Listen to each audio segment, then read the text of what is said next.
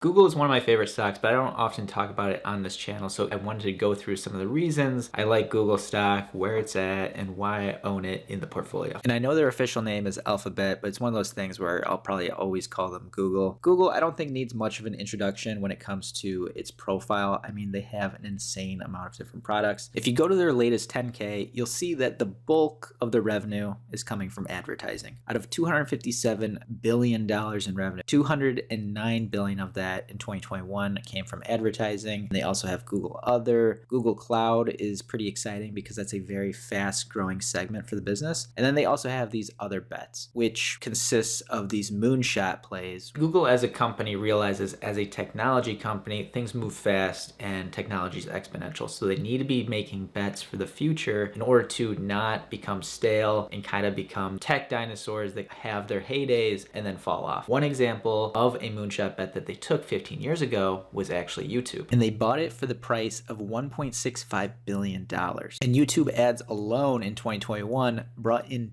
$29 billion in revenue. And you want to know who's punching the air when they hear that number? Netflix, because in 2021, they brought in revenues of close to $25 billion. The crazy thing about YouTube is it's all user-generated content, and Google itself only really has to focus on building the platform. But I think they've done an amazing job versus any other social media platform is they have incentivized the users to generate really good content by having the best sharing model in terms of revenue. If I compare it versus Facebook, Snap, TikTok, they don't really share the revenue as much as YouTube does. And you can see that that model of focusing on the creator pays huge dividends, especially after the 15 years that they've really built up YouTube. In terms of current moonshots the company's working on, they are working on artificial intelligence research as well as quantum computing. Both of these areas, whichever company figures out these two first, are going to unlock a crazy amount of value for shareholders. So their bread and butter is advertising, but what's nice about Google versus a company like Meta Platform, Snapchat, Twitter, all these other social media plays that make a lot of money from advertising as well, is that Google owns more infrastructure, whether that's Android, Chrome browser. They have more control over what's going on in their ecosystem, so they own the ecosystem, and it's easier not to get blocked out by other companies. You see kind of what's happened with Facebook, with Apple privacy and their changes. And then Google actually has come out and basically said they're going to do the same thing with cross-app tracking. So they're able to control their own destiny because they own the infrastructure. And that's one of the reasons that having Google is actually a little bit different than some of these other advertising plays. And when you look at digital ad spending, 2021 was a really good year. The growth is supposed to slow down a bit, but the majority of ad spend when it comes to media buying is going to digital ad spending, and most of that does go to players like Google, Amazon, and Facebook. In terms of valuation, yes, the company is massive with a market cap of $1.75 trillion, but we always need to compare the growth of a company with its actual earnings to see, does the valuation make sense? Is there still room for upside? And with Google, what's crazy is that even though it's this big, it's still growing at a pretty good pace. 2021 was a bit of an exception in terms of crazy growth. I don't think they can sustain 41% growth in terms of revenue year over year, every single year into perpetuity. They also had an increasing in margins. So they expanded their revenue and they expanded their earnings per share. The price to earnings ratio for this company has come down quite a bit. Currently, it sits around a PE of 24, which you've seen over the years. It's actually come down quite a bit. And to the point where the 5-year expected growth rate for earnings, when you divide the PE by that earnings per share growth, you get a PEG ratio of under 1. It's pretty close to fair value. And if this company is growing their earnings per share around 24% per year, that's kind of what you'd expect to gain from the stock if it held this PE at a constant rate of 24, which is fantastic, right? 24% return per year. The company has crazy good operating margins. Their balance sheet is absolutely a fortress, total cash of $140 billion.